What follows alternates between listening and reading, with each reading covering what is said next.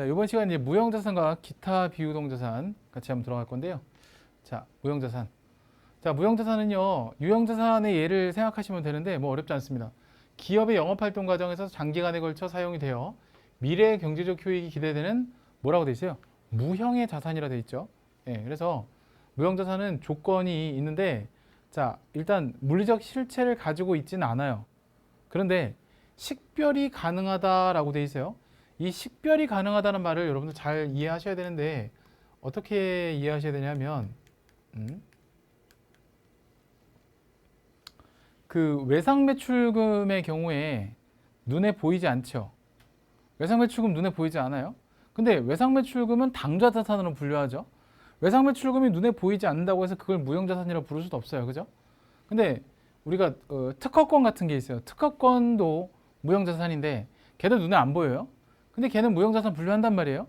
식별이 가능해야 된다는 얘기는 즉 유형자산처럼 경제적 효익, 돈을 벌기 위해서 사용되어질 때 그걸 무형자산이라고 해요. 외상매출금은 돈을 그냥 교환할 수 있는 교환 가치가 있는 거지 그 자체로 뭔가 수익 창출에 기여하진 않는 거예요. 그렇게 보시면 될 것 같아요. 자, 그리고 자, 기업이 통제하고 있어야 한다. 자산의 일반적인 속성이에요.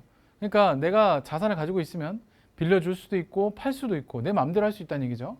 세 번째, 미래의 경제적 효익이 있는 비화폐성 자산. 사실 일반적으로 무형자산이 법적 권리랑 많이 관련되어 있어요. 그러다 보니까 아까 특허권도 그렇고요. 그래서 비화폐성 자산, 돈으로 환산을 할 수 없어요. 일반적으로. 그러니까 일반적으로 무형자산을 가지고 있는 거는 팔려고 가지고 있다기보다는 내가 직접적인 어떤 수익 창출에 기여하기 위해서 가지고 있는 게 대부분이에요. 그래서 돈으로 환산을 일단 안 합니다. 잘. 그러니까 내가 그냥 들어간 원가를 아는 것 뿐이지 그거를 환산하진 않아요. 예. 자, 그래서 무형자산의 종류는요. 첫 번째 영업권이라는 게 있어요. 영업권. 기업의 좋은 이미지, 우수한 경영진, 뛰어난 영업망, 유리한 위치 뭐 이런 것들. 동종의 타기업에 비해 유리한 자원을 우리가 영업권이라고 합니다. 이쯤 하면 보통 감이 오시는 분들도 계실 텐데 영업권은 실무에서는 영업권이라는 말보다는 더 많이 쓰는 말이 있죠. 권리금이라 그래요. 권리금. 그래서 영업권은 사업 결합으로 취득한 영업권과 내부 창출 영업권. 사실 내부 창출 영업권은 지가 스스로를 되게 잘났다고 평가하는 자뻑이에요. 그러다 보니까 별로 인정 안 해줘요. 그래서 내부 창출 영업권은 인정하지 않습니다. 그리고 인수합병, 그러니까 M&A라고 하죠. 영어로 줄여서. 인수합병이라는 사업 결합을 할 때 순자산, 자본을 초과하는 금액만큼을 영업권이라고 해요. 이따가 회계 처리를 잠깐 말씀드릴게요. 그 다음에 산업재산권이라는 게 있어요. 산업재산권은 일정 기간 독점적, 배타적, 그러니까 나만 쓸 수 있는 권리예요. 그래서 특허권, 대표적인 게 그다음에 실용신안권, 의장권, 상표권. 그 옛날에 디자인권이라고 돼 있던 게 지금 이제 디자인권이라는 게 돼 있었는데 지금 이제 의장권이란 말을 안 쓰고 디자인권이란 말을 더 많이 쓰거든요. 근데 어쨌든 시험 문제는 의장권이 나와요. 그래서 특허권, 실용신안권, 의장권, 그다음에 상표권 이런 것들이 법적 권리예요. 나만 쓸 수 있는 법적 권리. 흔히 이제 뭐 지적 재산권 이런 것도 있죠. 그죠? 자, 그다음에 광업권. 일정한 광구. 광구는 광물을 캘 수 있는 구역을 광구라 그래요. 그래서 광물을 일정 기간 독점적으로 배타적으로 채굴할 수 있는 권리를 얘기하고요. 개발비. 신제품과 신기술 등의 개발 활동과 관련하여 발생한 지출로서 미래의 경제적 효익, 역시 돈이죠.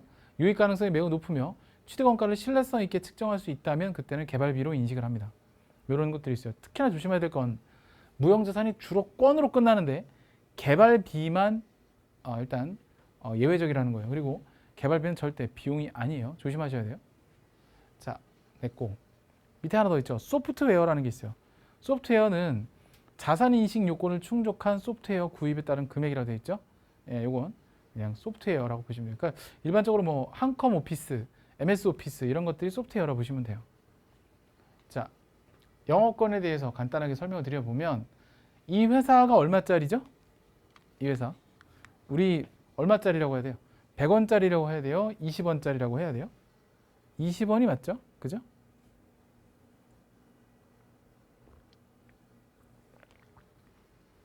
이 회사는 20원짜리 회사가 맞습니다.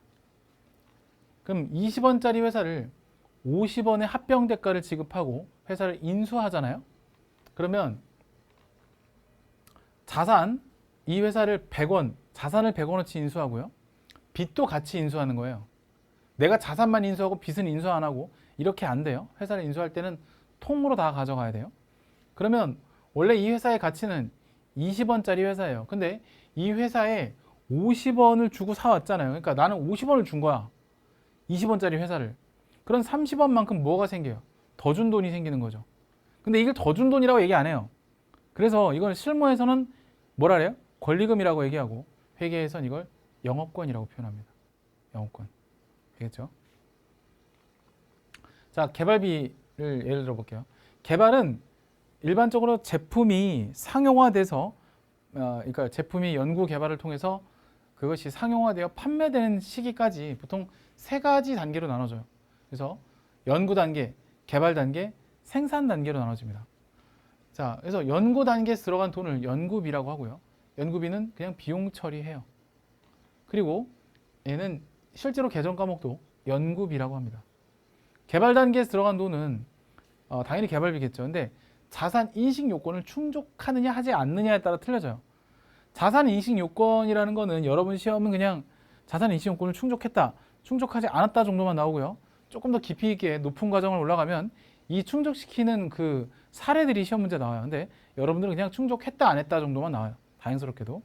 만약에 충족했다라고 하면 자산으로서 개발비로가 되는 거고, 충족하지 못했다고 하면 경상개발비라고 표현을 해요. 그래서 이렇게 들어갑니다. 그리고 이 둘은 전산회계 또는 FAT 시험에서 합성어로 출제가 돼요. 경상연구 개발비라는 개정 과목으로 출제가 돼요. 그래서 단어가 이거예요. 얘는. 자, 그렇게 보시면 되겠고, 자, 이제 연구 개발이 완료가 되면 이제 그다음 뭐 해야 돼요? 다 이제 완성이 됐으니까 이제 판매를 해야 되겠죠. 상용화 단계에 들어가면 일단 감가상각을 하는데요. 무형자산도 유형자산과 마찬가지로 감가상각을 합니다. 감가상각을 하는데 어떻게 하느냐? 자, 비용 처리를 하는데 이름이 좀 틀려요. 뭐라고 돼 있어요? 무형자산 상각비라고 돼 있죠. 감가상각비라는 표현을 안 해요. 왜냐하면 유형자산과 무형자산의 감가상각을 서로 구분하기 위해서 이름을 다르게 어요. 네, 그렇게 이해하시면 돼요. 자, 읽어볼게요. 무형자산 상각은 유형자산의 상각 방법처럼 정액법, 정률법, 연수학계법, 생산량비례법, 이중체감법 등 합리적이고 체계적인 방법을 사용하되 합리적인 상각 방법을 정할 수 없는 경우에는 그냥 편하게 정액법을 쓰라고 합니다. 이건 조금 유두리가 있어요. 예. 자, 그 다음에 유형자산의 감가상각의 경우 간접법이 원칙인데 무형자산의 경우에는 직접법과 간접법 중 기업이 선택할 수 있어요. 그래서 자격시험에서는 무형자산 상각은 직접법이 출제됩니다. 사실 이해가 안 가실 거예요. 아니 선생님, 회계 정보 이용자들의 경제적 의사결정에 유용한 정보를 제공해 주는 게 그렇죠? 아무래도 회계의 본질이라고 하셨는데 그럼 간접법을 써야지 맞지 않나요? 아닙니다. 왜 그러냐면 유형자산의 경우에는 오히려 공시, 그러니까 표현을 함으로써 회계정보 이용자들한테 어떤 신뢰성을 얻는 것이 목적이지만 무형자산은 아까 제가 힌트를 줬죠. 주로 법적 권리가 많아요. 법적 권리가 많다는 얘기 뭐예요? 회사에 기밀사항들이 있다는 얘기예요. 무슨 얘기인지 아시겠죠? 자, 또한 좀 이어갈게요. 무형자산의 상각은 해당 자산이 사용 가능한 시점. 근데 사실 이것도 유형자산도 마찬가지거든요. 예를 들어 내가 업무용 노트북을 샀어요. 그럼 오늘 샀어요. 오늘부터 감가상각을 하는 게 아니에요. 오늘 샀는데 내가 좀 바쁜 일이 있어서 당장 오늘은 못 쓸 것 같고 한 일주일 정도 있다가 또는 한 달 정도 있다가 노트북을 뜯어서 써요. 그럼 뜯어서 쓰는 때부터 감가상각을 하는 게 맞아요. 그래서 뭐라고 돼 있어요? 사용 가능한 시점부터 상각을 하는 거예요. 아시겠죠? 그건 잘 이해하시고.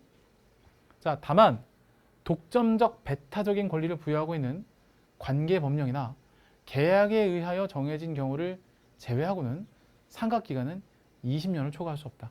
이게 조금 핸디캡이에요. 그러니까 일반적인 법적 권리를 부여하고 있는 특별한 경우를 제외하고는 무형자산은 20년을 넘지 못하게끔 강제해 놨습니다. 그게 특징이에요. 알겠죠? 자, 그리고 되게 중요한 내용인데 무형자산은 아까 뭐라 그랬죠? 처음에 서두에 비화폐성 자산이라 그랬어요. 내가 이 무형자산을 취득하기 위해 얼마의 원가를 투입했는지는 알 수 있어요. 근데 이게 지금 시세가 얼마인지가 별로 중요하진 않아요. 그래서 비화폐성 자산이라고 얘기했었죠. 비화폐성 자산은 무슨 뜻이에요? 내가 애초에 잔존 가치를 고려하지 않아요. 팔려고 가지고 있는 게 아니에요. 생각해 보세요. 내가 뭔가를 개발을 해서 특허를 냈어. 그럼 내가 이거를 가지고 내가 평생을 벌어먹고 살 수 있을지 모르는데 이 특허로 내가 굳이 이걸 남한테 팔 거를 처음부터 생각을 할까? 물론 살다 보면 먹고 살기가 급급하면 그래 이 특허라도 팔아보자 할 수는 있죠. 근데 그게 아니라 일반적으로 기업들이 생각할 때는 이건 나만이 갖고 있는 독창적인 어떤 권리란 말이에요. 라이센스. 그런 것들은 어찌 보면은 내가 평생 들고 가야 될 수도 있는 나만의 핵심 역량이란 말이에요. 그죠? 그러니까 처음부터 팔 걸 전제로 하진 않아요. 그래서 무형자산의 잔존 가치는 없는 게 원칙이에요. 일반적으로 없는 게 원칙이에요. 없는 것을 원칙으로 한다라는 얘기는 여러분들이 지금 입문 초급 아마 중급까지는 이렇게 배우시고 많은데 고급 가시면 예외도 나와요. 근데 일단은 여러분들은 지금은 아직 뽀시래기들이니까 없는 것이 원칙이다 정도만 알고 있으면 돼요. 0이다 이렇게 알고 있으면 돼요. 알겠죠? 넘어갈게요. 자, 이제 무형자산 삼각비의 분계와 재무상태표 표시 직접법을 사례로 한번 설명드릴게요. 자, 개발비인데 개발비를 취득하기 위해 들어간 어떤 원가가 1,000원이다. 근데 개발비를 100원만큼 생각할 거예요. 그러면 이렇게 생각하면 돼요. 아까랑 다른 점이 뭐죠?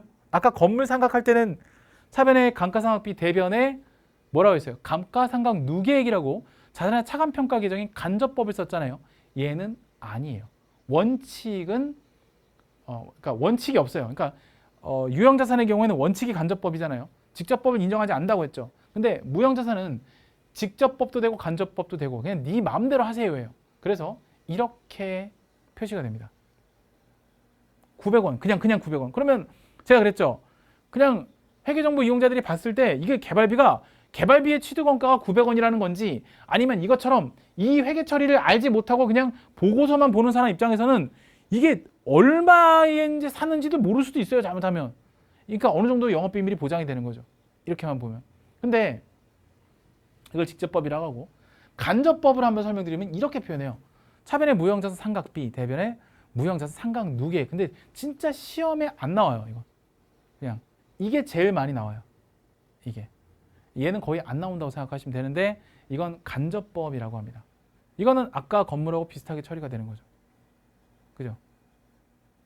예. 근데 혹시나 노파심에 말씀을 드리는데 직접법이든 간접법이든 유형자산은 간접법이 원칙이에요. 근데 무형자산은 직접법, 간접법 그 어느 것도 원칙이 아니에요. 그냥 아무거나 선택해서 쓰면 돼요. 기업에게 자율성을 부여하고 있다는 거. 그게 조금 중요한 포인트예요. 자, 됐고.